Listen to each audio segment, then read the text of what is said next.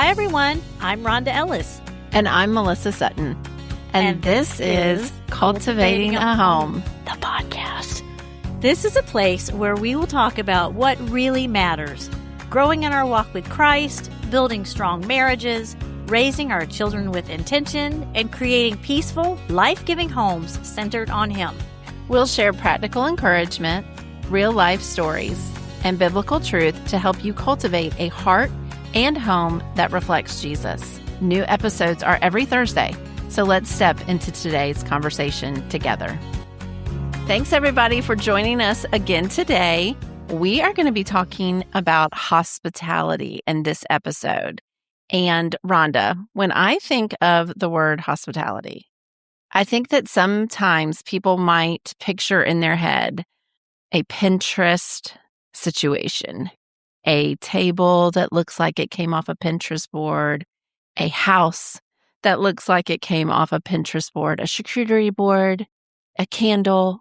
All of that starts to come into somebody's mind when they hear the word hospitality. But we want to get over that picture, that view of perfectionism. We want to get over that today. And we want to start with, what does the Bible say about hospitality and why is it important? Well, 1 Peter 4:9 says for us to offer hospitality to one another without grumbling. And also Romans 12:13, share with the Lord's people who are in need, practice hospitality. And so we see from Scripture that it's not really supposed to be an option. We are to share with others from what we have. And that means no matter if we have small or what we might perceive others to have a lot, all of us are to practice hospitality. So what is it?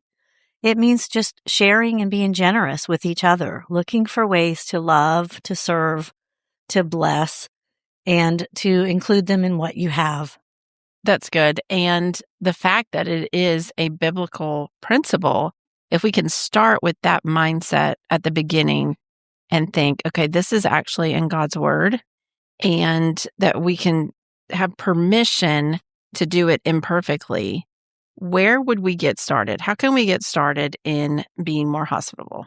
I think the mindset is where we need to start by recognizing, okay, we are called to share, to include others. So we have to take a look at our personality types. It didn't say if you're outgoing, then we would like for you to host people in your home. And it didn't say if you have a big house, then you are called to invite someone over. It just says share, be generous with what you have. So no matter who we are, we're called to bless others. So I think the mindset of, okay, it's me. How can I begin? And it's taking a look at what you have. It might be that, okay, so I'm going to take the first step and my house is small, but I'm going to invite somebody over to have coffee, or maybe not even for any kind of meal. It's just, hey, you want to come over and let's just talk. And you can sit on your back porch. You can sit in your living room and you just get to know each other. And when our mindset is on the other person instead of ourselves, it's a whole lot easier. It takes all that pressure off.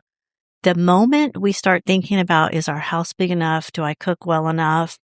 Is it clean enough? Is it this? Is it that? All of those things are centered on ourselves, and we're, wondering what the other person's going to think. And that's not what it's about. It's just about using what we have to encourage, to bless others.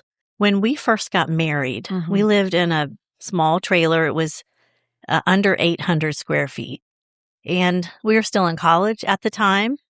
And I was so excited to have people over. So we invited over a couple of our college friends, and I baked potatoes. And, I started out big. And I remember when our friend Dan cut his potato open, it was bad in the middle.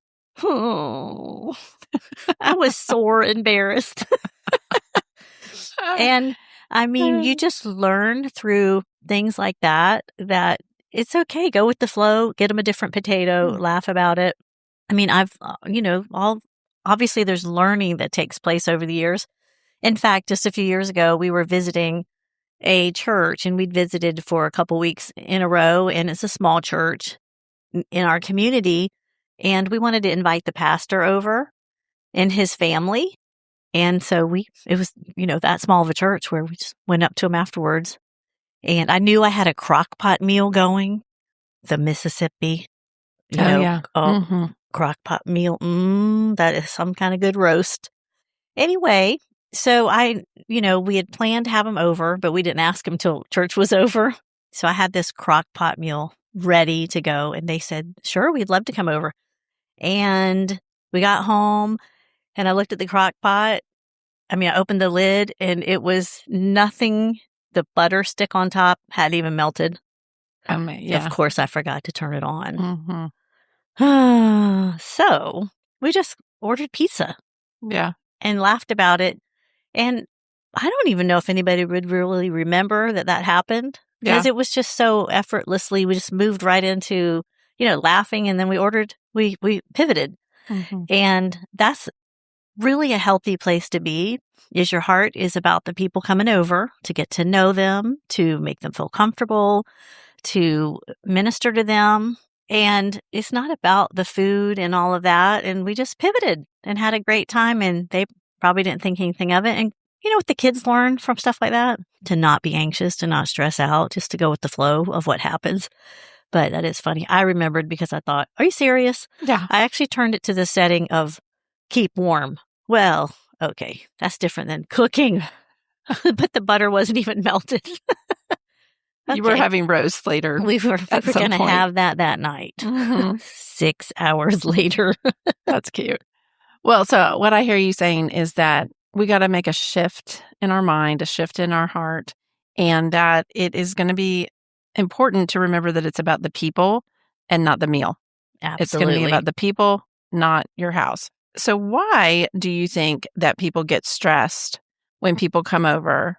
And how can we stop being anxious when we have people over? The reason people get stressed, all of it can boil down to the focus is on ourselves. Mm-hmm. It's us trying to be perfect, us trying to impress. It's not all of these, but it might be one or more of these per person listening. It's that we're comparing ourselves to Pinterest or to the reels that we see these days. The person that's coming over might be an excellent cook, and we're like, I don't know if I'm so scared if not gonna like my food and all that. If that's the case, go ahead and remove yourself from the cooking comparison and order something. Mm-hmm. Or meet at a restaurant, or don't have it be dinner. Just have it be dessert. Yeah. Or say, you make the best lasagna. Can you bring that? Mm-hmm. And I'll make the salad. Mm-hmm. Whatever you find to be the stress point, look for a way to remove that. Mm-hmm. And Melissa, you and I were talking about baseboards earlier. Do you remember back in the day when we were first, in our journeys, your journey to have people over? Share that story. Yeah. Well, I told Rhonda, I said, it's so funny because when someone comes to your house, no one is looking at the things that you've been stressed about. And I remember cleaning baseboards and then thinking, nobody here's even mentioned my baseboards. I spent 2 hours cleaning these baseboards and nobody even mentions it. And that is the truth. Nobody even notices what you've worked so hard on. Nobody says oh, look at your vacuuming. Wow, I can see lines in the carpet. Mm-hmm. You're wanting to do that, but nobody even cares, notices, mentions it. And you've spent time and effort on that. Yeah. People are looking for connection, not perfection. They'd rather sit at your imperfect table than eat alone at their perfect one. And, really, there might be some people that do notice things like that. And do we really want to be their closest friends? Mm-hmm. If they're thinking more about that than thinking about you. Or if that's us and we go to someone's house and we want to look at every little detail, then we're not relaxed either. We're not thinking about the people. Mm-hmm. We're thinking about the presentation, and that's really not building friendships, and it's not what hospitality is about at all. Mm-hmm. And that just cracks me up that you said that about your baseboards. People, before you leave, could you please notice that I did spend time on the baseboards? Yeah, I'd like for you to go to room to room. Well, and another thing that you and I have talked about is that, we worry about our whole house, like, oh man, like I hope they don't look in that closet or whatever. But it's so funny when people come over, they're not doing that. Like you're probably spending time in 2 rooms out of your whole house. Yes, we had over somebody that was kind of new to our church, and we had such a good time with them. Just sitting around, we had dinner together, and then we went into our den and we just sat and talked. And it was so much fun. And then we saw them at church later, and the husband said, "We had such a great time at your house, and we want to reciprocate, but our house isn't big enough." And it really made me so sad, not because I really wanted to go over there, but for them, because they're missing the blessing of having people in their home. And they actually had a nice size home. But none of that mattered, because when it comes down to it, if you're having someone to eat at your home, well, you're probably going to be in a location where you eat, which could be a dining room, or maybe it's your back porch. And then you're going to have a location where you hang out and you might play games or you might sit and talk. It could even be the same room, and maybe they're going to use your restroom while you're there. They're in the same amount of rooms that you would be at a larger home. Right. And so the size of the overall home doesn't matter. And we put pressure on ourselves thinking about the wrong things. Yeah. Yeah. That's really good. And I have a little bit of an advantage of the fact that I've known you for so long. I've seen you in a lot of different stages of life. I've seen you with little kids, big kids. I've seen you in different houses where you've lived. And one thing you're really good about with hospitality, well, first of all, thinking about the people instead of, what you have, but also delegating. Can you talk a little bit about that, about delegating food, delegating chores for the event? Sure. Well, I wanted our kids to have the heart of being hospitable. And you develop that by having people in your home and including them in it. And one of the most important things is that verse we started with is, offer hospitality to one another without grumbling. And that was 1 Peter 4:9. And so that means that last part is very important, without grumbling. And I didn't want my kids to grow up hating having people over because their mother wanted things to be perfect, because she had them redo things because it wasn't good enough, make the sink shinier, or clean the baseboards, or scrub the toilet one more time, wash the windows, or whatever it is. I mean, we want to have a clean home. We don't need to go to the perfectionist level, but we want it to be clean so it's comfortable for people not to say, "Can I sit on your couch?" or "Where would you like for me to put the laundry?" Right. So I can be seated. Yeah, there needs to be a happy medium. There needs to be a happy medium. But I think so often when we prepare our homes to have someone over, we are yelling at the kids because of our frustration. We might even be yelling at our spouse, or he might be, his temper is heightened because of trying to get a home in a certain standard, and everybody's miserable. And then the people come in the house and they're like, "Hi," and you've been fighting the whole time. And so what we've taught our kids then is not to enjoy hospitality. So what you want to be doing is teaching them ahead of time. You're training ahead. You're saying, "We're going to have over this family." And the purpose of this is to get to know them. So what are some questions that we can ask to get to know them better? And you can describe the ages of their kids. If you have middle school teenagers and maybe they have little ones, you can say, "Now this will be a really nice break for the parents because they're used to chasing toddlers around. And so while we're sitting in the other room talking, you could be playing with the little ones." And then if you have some things you might predict might happen, like tattletaling or hitting or things that you think could be the case with this particular family coming over and your family's dynamics, with the kids, talk to them ahead of time so that they know how to handle these things on their own.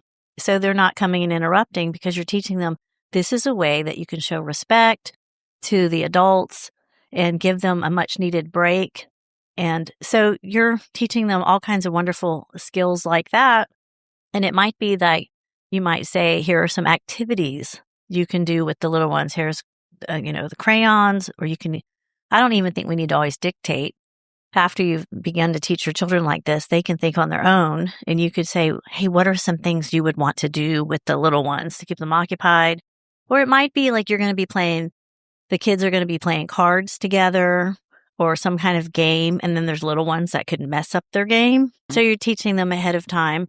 When you play, remember to include them. They can sit on your lap so that they're with you. And if they're interrupting your game, get up and take your little sister over here, find something for her to do. And that's part of hospitality, is teaching them how to love others well and honor the people that are present.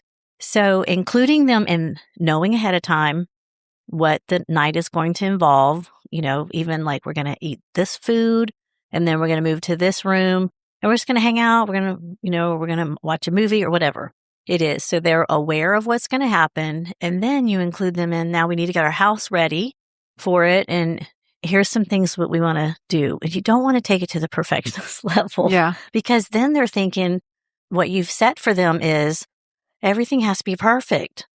And it doesn't. Mm-hmm. But it does need to be clean, right? Not clean perfectly. Like you came over today. This recording is done at my house. We had company over.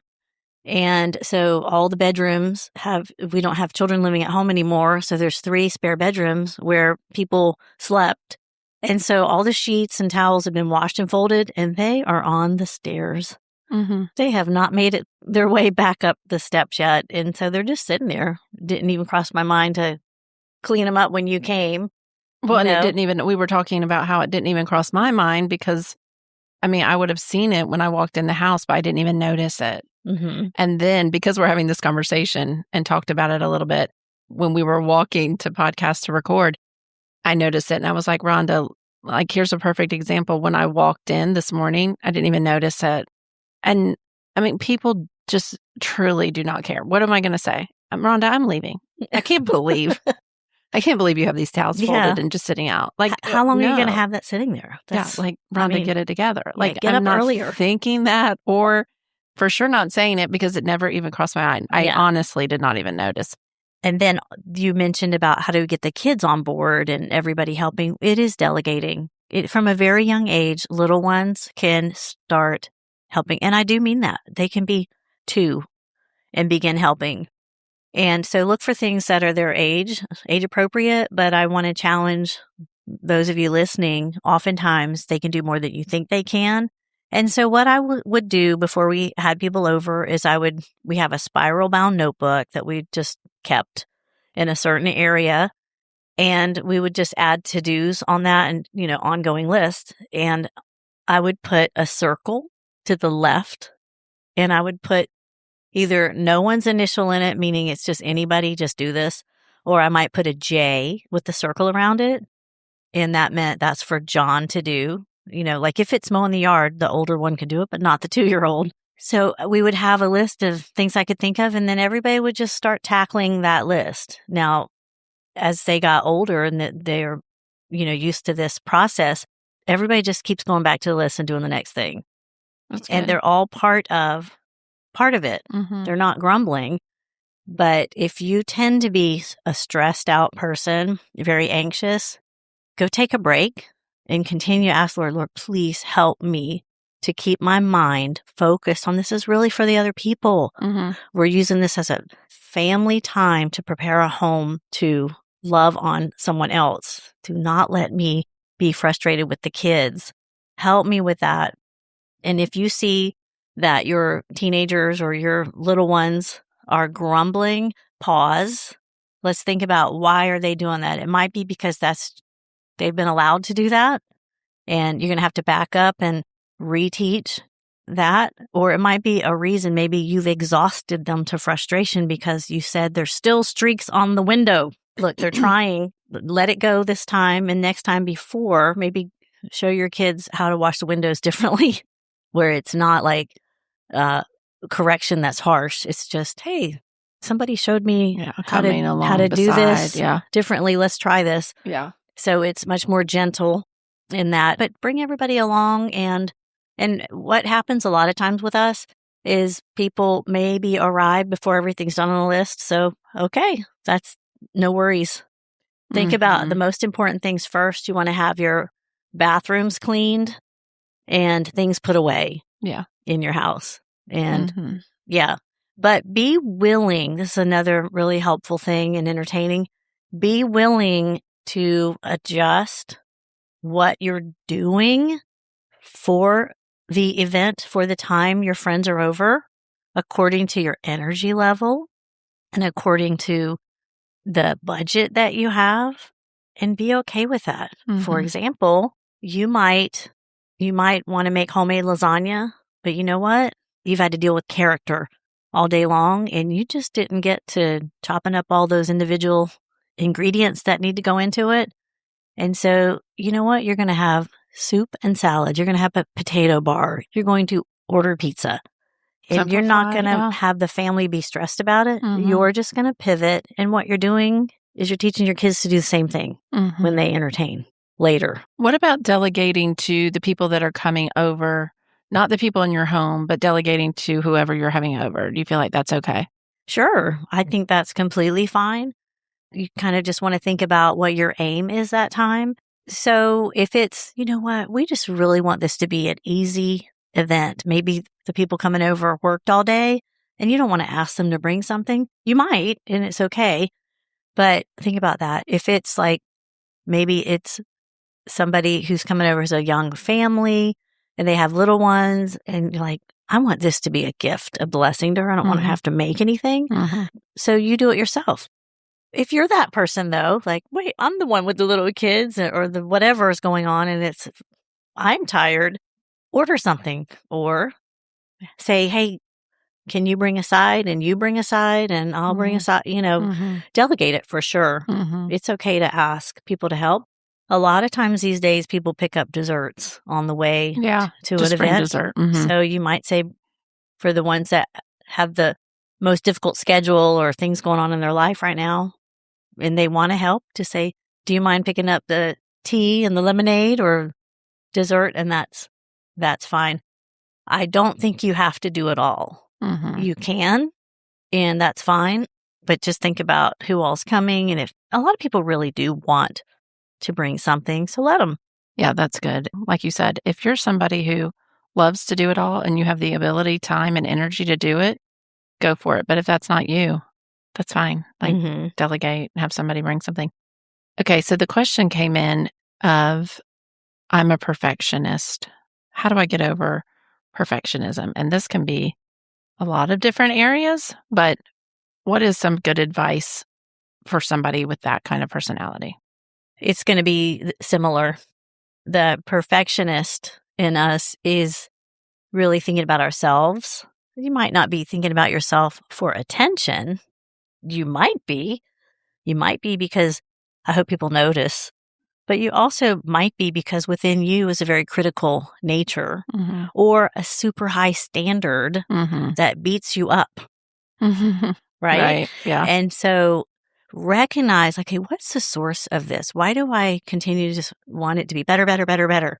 Because on the side note, once you grapple with that and you might see that will be a benefit to your children to release that and lower that, because they might feel that, right? And so, but let's talk about some of these insecurities, some of these ways that I think people could lessen the pressure they're putting on themselves by what we call perfectionism. Maybe it's the food. Let's say I remember somebody baked a cake one time for an event we were having, and everybody brought a dish. And she said, I went to the store 3 times because my cake fell apart. Bless.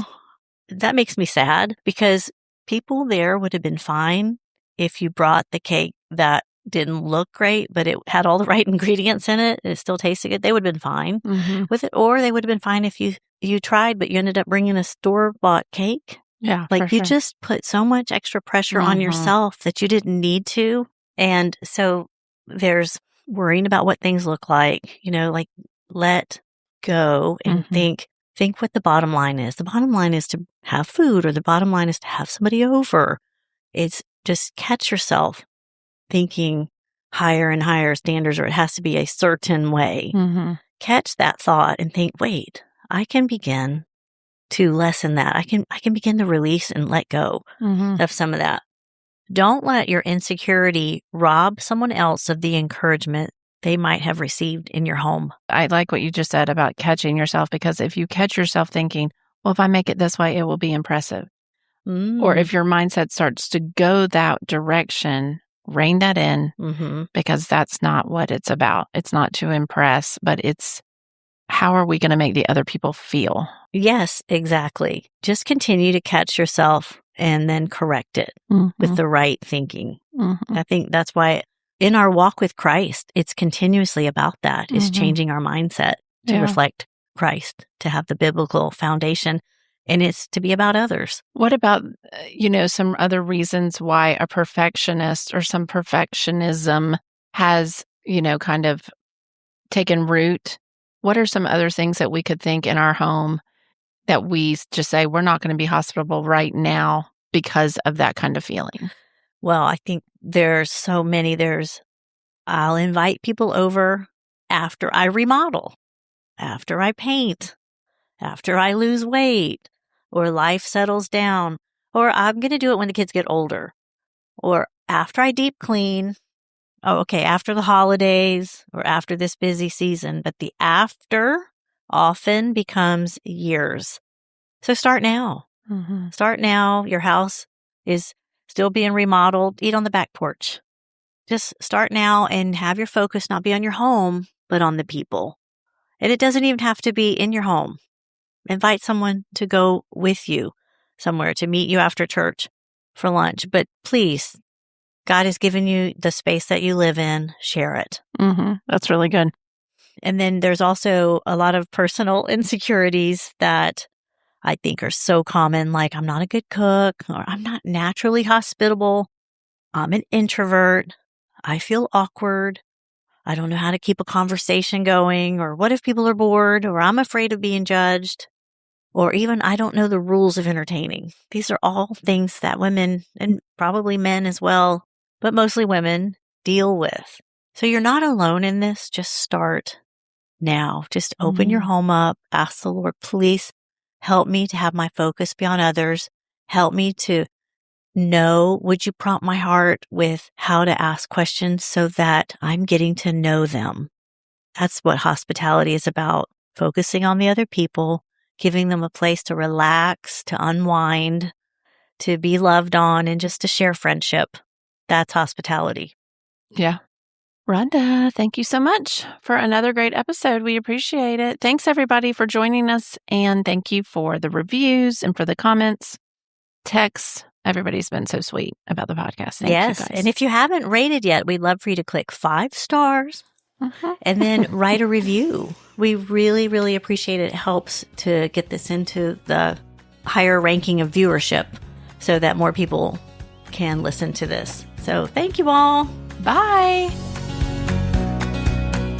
Thanks for spending this time with us today. We hope you're walking away encouraged and equipped with something simple you can put into practice right where you are. Remember, it's the small, faithful choices that shape the atmosphere of your home. So wherever you are today, keep cultivating hearts and homes for Christ.